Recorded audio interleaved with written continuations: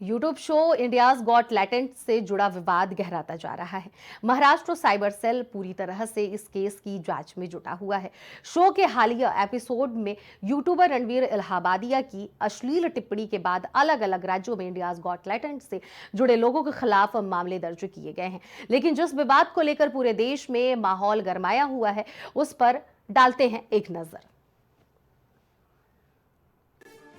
जमाना मॉडर्न है। Freedom of speech और ओपन माइंडनेस के नाम पर कुछ भी बोल देने का ट्रेंड अपने चरम पर है। लेकिन क्या इतना ओपन माइंडेड होना भी ठीक है कि खुले मंच पर अश्लीलता की सारी हदें पार कर दी जाए? शर्म और हया को तार तार करके अपने ही मुंह से अपने माता पिता के पवित्र रिश्तों का चीरहरण करते रिश्तों की धज्जियां उड़ा दी जाएं। किसी फिजिकली चैलेंज इंसान की अक्षमताओं का मजाक उड़ाकर उसे सार्वजनिक तौर पर शर्मिंदा किया जाए। जी हाँ, ये सब कुछ हो रहा है भारत में चल रहे एक शो में जिसका नाम है इंडियाज गॉट टैलेंट। लेकिन उससे भी ज्यादा शर्मनाक बात है कि आज का युवा खुशी खुशी ऐसे शो में जाकर अपनी बेइज्जती करवा रहा है। जिसकी जितनी ज्यादा बेइज्जती हो रही है वो उतना खुश हो रहा है। अपनी साफ और बेदागदार छवि के लिए फेमस रणवीर इलाहाबादिया इसी शो में एक कमेंट देकर फंस गए हैं। उनका अश्लील कमेंट सोशल मीडिया पर वायरल हो रहा है। दरअसल कॉमेडियन समय रैना का शो इंडियाज गॉट टैलेंट चर्चा में रहता है। शो कई बार कंट्रोवर्सीज में भी रहा। शो के नए एपिसोड में यूट्यूबर आशीष चंचलानी, अपूर्व मुखीजा, रणवीर अल्लाबादिया जैसे स्टार्स नजर आए हैं। ये सभी शो में आए कंटेस्टेंट इंटरव्यू लेते थे और उनके जवाब पर फनी और भद्दे कमेंट करते थे। लेकिन इसी तथाकथित कमेंट के चक्कर में रणवीर इलाहाबादिया ने एक कंटेस्टेंट से कमेंट कर दिया, जिसकी वजह से उन्हें ट्रोल किया जा रहा है। शो से जुड़ा एक कंट्रोवर्शियल क्लिप वायरल हो रहा है। रणवीर ने शो में एक कंटेस्टेंट से पूछा कि क्या आप पेरेंट्स को पूरी जिंदगी में हर दिन इंटीमेट होते हुए देखना चाहोगे या फिर आप एक बार उन्हें ज्वाइन करना चाहोगे? ये सुनने के बाद समय रैना बोलते हैं कि ये सारे इनके पॉडकास्ट के रिजेक्टेड सवाल हैं। ये क्या सवाल है? इसके बाद से रणवीर की आलोचना हो रही है। YouTube पर कई क्रिएटर ने उनकी आलोचना करते हुए वीडियोस बनाए हैं। वहीं सोशल मीडिया एक्स पर भी रणवीर को ट्रोल किया जा रहा है। यूट्यूबर रणवीर इलाहाबादिया की मुश्किलें बढ़ सकती हैं। इंडियाज गॉट टैलेंट में इलाहाबादिया के भद्दे कमेंट्स को लेकर महाराष्ट्र के मुख्यमंत्री देवेंद्र फडणवीस ने कहा कि मुझे भी इसकी जानकारी मिली है, मैंने उसे देखा नहीं है। उन्होंने कहा कि मुझे पता चला है कि भद्दे तरीके से चीजों को चलाया गया है, जो बिल्कुल गलत है। फ्रीडम ऑफ स्पीच सबके लिए है, लेकिन हमारी फ्रीडम तब खत्म हो जाती है जब हम किसी और की फ्रीडम में एनक्रोच करते हैं। ये ठीक नहीं है, हर किसी की मर्यादाएं हैं। देखिए, मुझे भी इसकी जानकारी मिली है, मैंने अभी तक उसको फर्स्ट हैंड देखा नहीं है, लेकिन बहुत भद्दे तरीके से कुछ चीज़ों को कहा गया है, प्रेजेंट किया गया है, ऐसा मुझे भी पता चला है, जो बिल्कुल गलत है।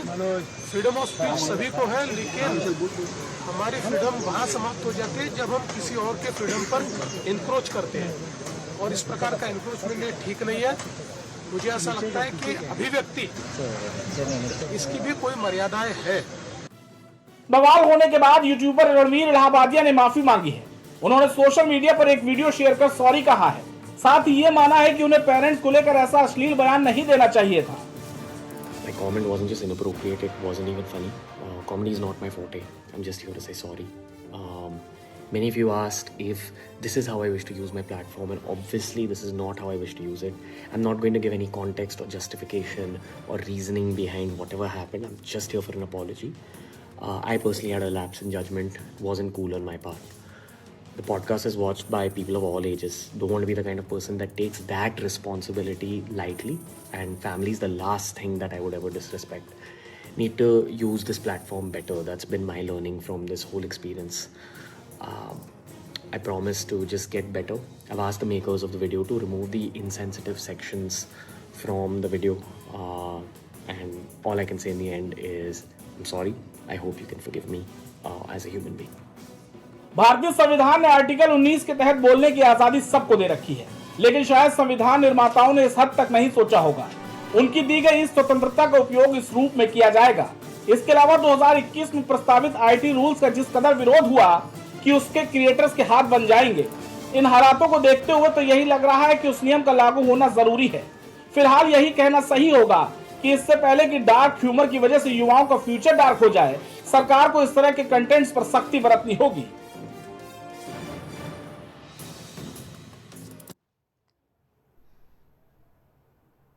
साइबर सेल ने कहा है कि हम शो के सभी 18 एपिसोड की जांच कर रहे हैं। इन 18 एपिसोड्स में से जितने लोग जज के रूप में शामिल हुए थे, उनमें से जितने लोगों ने अभद्र भाषा का इस्तेमाल किया है, उनके खिलाफ भी कार्रवाई की जाएगी। साथ ही साथ शो में ऑडियंस के रूप में आए लोगों के बयान गवाह के तौर पर भी दर्ज किए जाएंगे। अधिकारियों ने कहा है कि शो में जितने लोगों ने पार्टिसिपेट किया, उनमें से जिसने अभद्र भाषा का इस्तेमाल किया, उनके खिलाफ भी कार्रवाई की जाएगी। महाराष्ट्र साइबर सेल ने YouTube को पत्र लिखा है और कहा है कि इस शो के सभी एपिसोड्स जिनमें अभद्र भाषा का इस्तेमाल किया गया है, उन्हें डिलीट किया जाए। महाराष्ट्र विभाग ने बीते दिन इंडियाज गॉट टैलेंट के खिलाफ FIR भी दर्ज की है। पुलिस अधिकारी ने बताया कि शो में अब तक भाग लेने वाले करीब 30 मेहमानों को समन भेजे गए हैं।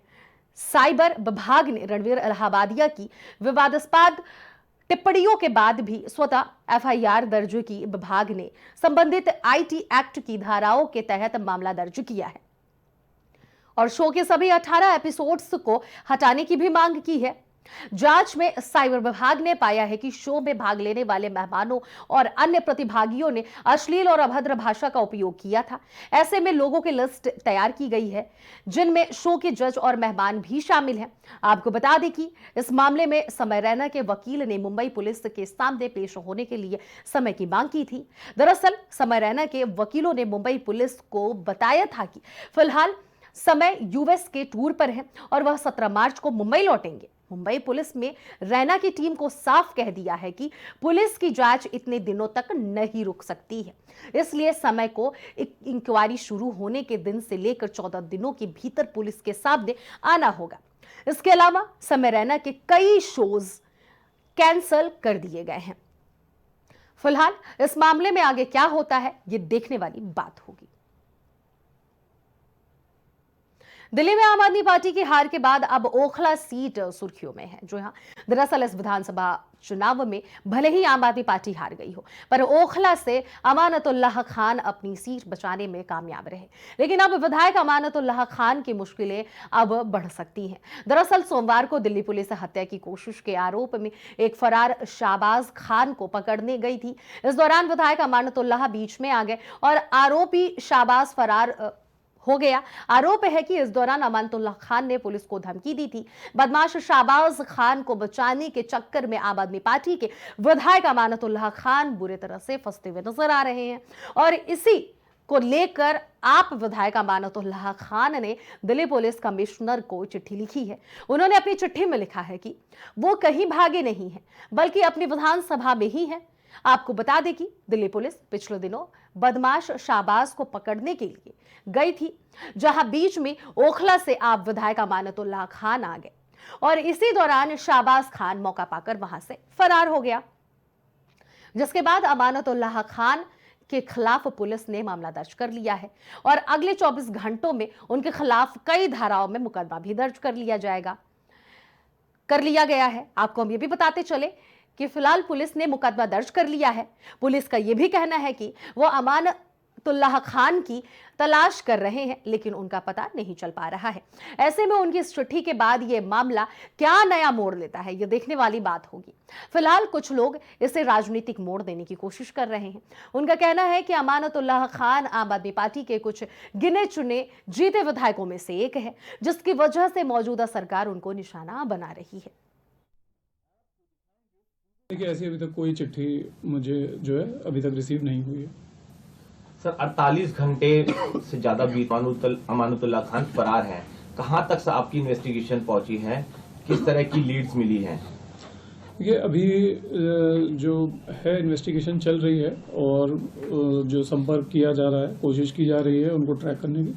अभी तक कोई संपर्क नहीं हो पाया। शाहबाज जो है वो एक वांटेड अक्यूज्ड है, उसका अमानतुल्लाह खान से क्या रिश्ता है, वो उससे क्यों सेव करना चाह रहे थे? देखिए, अभी इन्वेस्टिगेशन इस एस्पेक्ट पे चल रही है। जब इसमें कोई जिससे कांटेक्ट हो पाएगा, जब इसमें आगे की जांच हो पाएगी, पूछताछ हो पाएगी, तभी इन सब पहलुओं पे खुलासा हो पाएगा। उनके घर के बाद आया गया है? जी, उनको नोटिस दिया गया है ज्वाइन करने के लिए। सर आप ये कह रहे हैं कि मतलब कोई चिट्ठी जो अमातुल्लाह खान या आम आदमी पार्टी दावा कर रही है कि चिट्ठी दिल्ली पुलिस कमिश्नर को लिखी है, क्या आपको कोई ऐसी जानकारी मिली है? इसको थोड़ा स्पष्ट कर दीजिए। देखिए मुझे मीडिया सूत्रों से ही मिली, मेरे पास अभी कोई चिट्ठी ऐसी नहीं आई। क्या कमिश्नर ऑफिस पर जो चेक किया गया वहां पर रिसीव कराई गई हो सर? एक नोटिस अभी दिया जा चुका है। राष्ट्रपथ में फिलहाल इतना ही। बाकी खबरों के लिए बने रहिए प्राइम टीवी के साथ।